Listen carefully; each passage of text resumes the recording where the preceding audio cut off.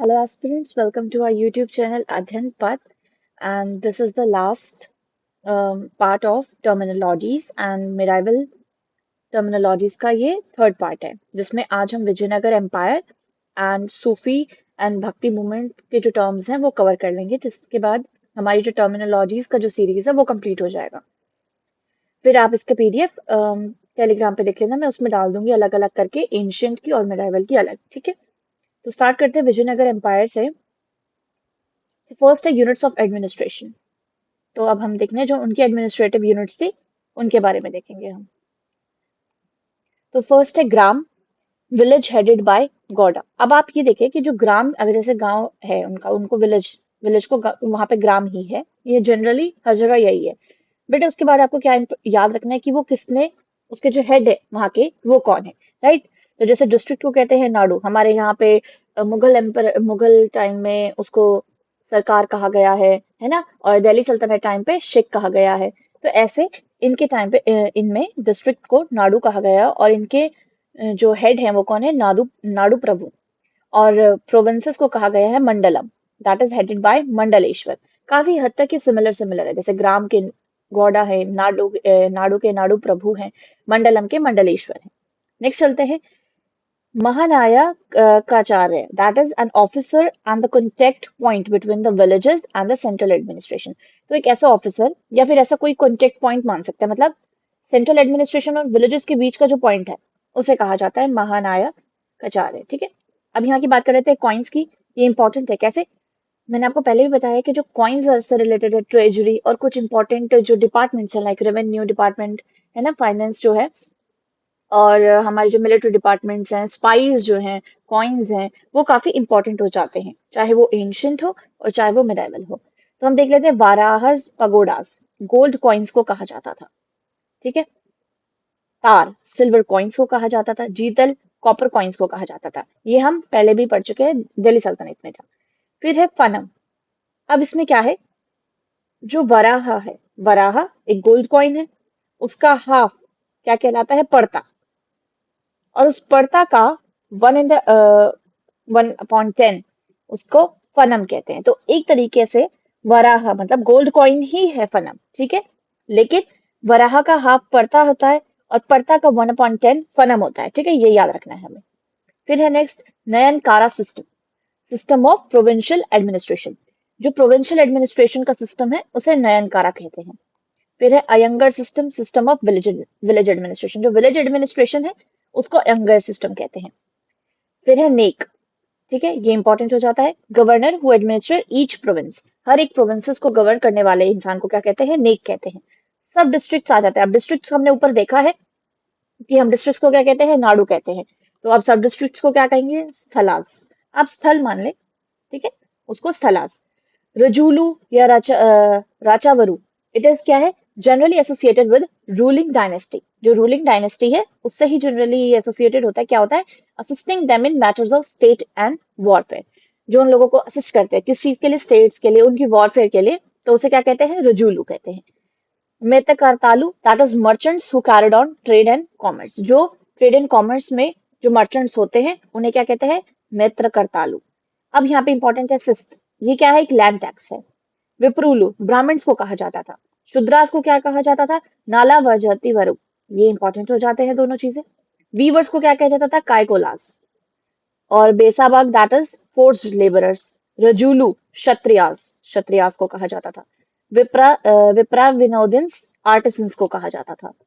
शाहगमाना that सती, सतियों को कहा जाता था। वैसे अब शिवाजी महाराज को हेल्प करने वाले कौन थे, अष्टप्रधान। वैसे ही इनके यहाँ पे अष्ट दिग्गज थे। कौन थे वो, 8 सेलिब्रेटेड पोएट्स ऑफ तेलुगु। अब उनके नाम तो काफी टफ हो जाएंगे याद करने, उस वो इतने इंपॉर्टेंट भी नहीं है, बट आपको ये पता चाहिए अष्ट दिग्गज क्या है। वो विजयनगर एम्पायर में थे और 8 सेलिब्रेटेड पोएट्स ऑफ तेलुगु थे।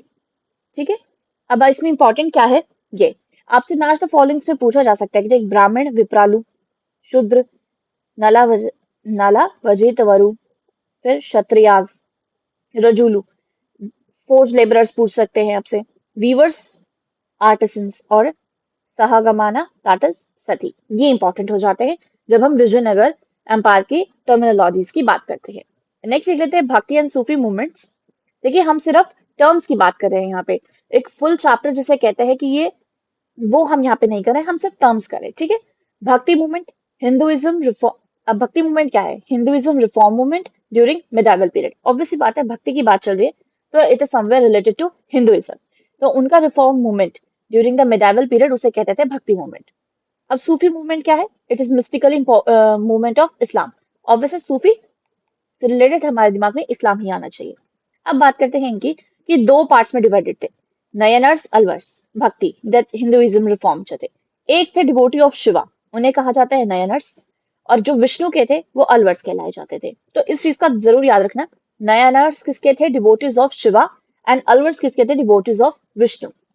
अब तिरुमराई क्या है?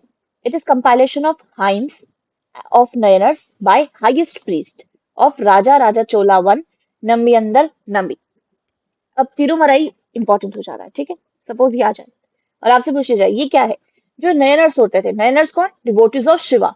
उनसे रिलेटेड जो हाइम्स थे, ठीक है, और वो किसने लिखे थे? नंबियंदर नाम्बी। वो कौन थे? पृष्ठ थे। कहाँ के, मतलब किस राजा के अंडर थे? It was in under Raja Raja Chola one. तो इसमें देखो कितने फैक्ट्स हमें पता चल गए सिर्फ एक वर्ड से, तिरुमराई। तिरुमराई क्या है? कंपाइलेशन ऑफ हाइम्स है। किसकी कंपाइलेशन ऑफ हाइम्स है? नयनर्स की। नयनर्स कौन? Devotees of Shiva. लिखे किसने? नंबियंदार नाम्बी। वो कौन थे? पृष्ठ थे। किसके अंडर थे? राजा राजा चोला वन के अंडर। नेक्स्ट देख लेते हैं दिव्य प्रबंधा। दिव्य प्रबंधा क्या है? कंपाइलेशन ऑफ हाइम्स है अलवर सेंट्स की। अब नयनर्स की तिरुमराई है, और दिव्य प्रबंधा किसके हाइम्स है? अलवर सेंट्स के। निर्गुण भक्ति क्या है? Believe in invisible formless God without attributes. निर्गुण है, ठीक है, मतलब मूर्ति पूजा नहीं है, इनविजिबली फॉर्मलेस गॉड, मतलब अपने मन से मानते हैं। जैसे आप इसका एग्जांपल ले लीजिए, मीराबाई, ठीक है। सगुण भक्ति क्या होती है? Saguna bhakti believe in god with form and attributes, मतलब भगवान जी सामने, उनकी आइडल की पूजा करना। Advaita Vedanta, god and created world is one, the individual soul is not different from Brahman. ये गाई थी, और ये अद्वैत वेदांत जो था वो किसने दिया था? आदि शंकराचार्य जी ने। आदि शंकराचार्य, ठीक है। जनरली ये भी लिखा जा सकता है, जैसे अब अगर स्टेटमेंट फॉर्म में ये आ जाए, तो अद्वैत वेदांत वॉज गिवन बाय आदि शंकराचार्य। उसमें उन्होंने क्या कहा है? सेकंड ये आ सकता है कि soul is not different from Brahman, the individual soul is not different from Brahman. और आपसे पूछ लिया जाए ऑप्शंस में only one, only two, both one and two, neither one nor two, तो ऐसे करके ये पूछा जा सकता है। तो टर्मिनोलॉजी इसलिए भी इंपॉर्टेंट हो जाती है। फना क्या है? एक spiritual merger of devotee with Allah. फना, ठीक है, अपने आप को डिवोट कर देना टूवर्ड्स अल्लाह, स्पिरिचुअल मर्जर। इंसान ए कमील, perfect human with all good virtues. इंसान ए कमील, जिक्र तौबा, remembrance of god all the time, ठीक है, मतलब अपनी, अब एक जिक्र से लगा दीजिए, ठीक है। अब बात जिक्र की, मतलब जिक्र हो रहा है, मतलब अपने हर वर्ड में कहीं ना कहीं हम उनका नाम ले रहे हैं, तो वही चीज है remembrance of god all the time. अब आता है द्वैता डुअलिज्म। ये नेक्स्ट फिलोसफी है जिस किसने दी है? माधवाचार्य जी ने। माधवाचार्य, ठीक है। ये क्या है? Where the divinity is separate from human consciousness. जो डिवाइनिटी है वो सोल से डिफरेंट है। ये किसने कहा है? माधवाचार्य जी ने जी। और इसकी ये फिलोसफी कौन सी है? Dualism philosophy. फिर नेक्स्ट है भेदा अभेद। ऑब्वियसली पता चल रहा है भेद अभेद मतलब कुछ डिफ्रेंसिएशन की बात चल रही है। The god, the soul, the world are simultaneously identical, yet इसने, है तो वो सेम, पर कहीं ना कहीं उनमें डिफरेंसेस है। ये क्या कहता है? भेद अभेद, ठीक है। सामा, spiritual dance and music to promote their concept through music is considered as in un-Islamic by some। जो अन-इस्लामिक है उनमें स्पिरिचुअल डांस, म्यूजिक, कुछ कंसेप्ट्स को दिखाने के लिए उसे क्या कहा जाता है? सामा। ये है वहदतुल वजूद, one god for the entire universe, unity of god being.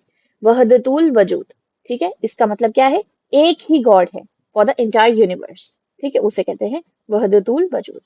ये है विशिष्ट द्वैतता वेदांत, है ना, और क्वालिफाइड मोनिज्म भी कह सकते हैं। अभी हमने ऊपर देखा था ये अद्वैत वेदांत, इसी को ही थोड़ा सा, मतलब ये है विशिष्ट अद्वैत वेदांत, और ये किसने दिया था? रामानुजाचार्य जी ने। नूजा चार, ठीक है। उन्होंने क्या है, रियलिटी इज वन, मतलब सच्चाई एक है, but differentiates into multiplicity of forms and ultimately reality. Brahman is inseparable from its attributes, souls and matter. मतलब कहीं ना कहीं ये बताते हैं, जो डुअलिज्म है और जो हमारी फिलॉसफी अद्वैत वेदांत की थी, उससे कहीं ना कहीं थोड़ा सा डिफरेंशिएट करते हैं कि रियलिटी तो एक है, बट कहीं ना कहीं जो डिफरेंशिएशन है वो मैटर करते हैं, मल्टीपल फॉर्म्स है, वो चीज ये बता रहे हैं। वहां ऊपर उन्होंने क्या कहा था कि God and created the world is one, मतलब एक ही चीज है, ठीक है। और किसी की सोल किसी से अलग नहीं है, उन्होंने ये बताया था। लेकिन यहाँ पे बताया कि मल्टीपल फेसेस है। तो इस चीज का हमने देख लिया है यहाँ पे। जो ये कुछ रिलेटेड टर्म्स थी किससे, भक्ति एंड सूफी मूवमेंट से, जो जनरली पूछी जाती हैं और इम्पोर्टेंट भी हैं। इसी के साथ हमारी टर्मिनोलॉजीज जो सीरीज थी वो कंप्लीट हो चुकी है। हमने एंशंट और मेडाइवल दोनों की कंप्लीट कर ली है, जिसमें अर्ली वैदिक एज, लेटर वैदिक एज, हमने मॉडर्न, पोस्ट मॉडर्न, गुप्ताज कर लिए हैं। और हमने संगम और चोला एम्पायर भी कर लिया है एंशंट में। और हमने मेडाइवल में दिल्ली सल्तनत, मुगल एम्पायर, मराठास को कर लिया है, विजयनगर एम्पायर एंड भक्ति एंड सूफी मूवमेंट किया है। अब हम नेक्स्ट ट्राई करेंगे कि हम क्या करें, हम बुक्स एंड ऑथर्स कर लेंगे जो इंपॉर्टेंट है। जैसे एंशंट का एक वीडियो आ जाएगा, मेडाइवल का एक आ जाएगा, और फॉरनर्स का हम अलग कर लेंगे। जिसमें क्या होगा कि किसने ये बुक लिखी है वो हम कर लेंगे, और उसके थोड़ा बहुत एक्सप्लेनेशन अगर अगर जरूरत है तो हम वो चीज कर लेंगे, ठीक है। So meet you in the next video. Do like this video and share this video to the students who are giving PCS examination. Okay. And subscribe the channel for more such videos. Thank you guys. Meet you in the next video.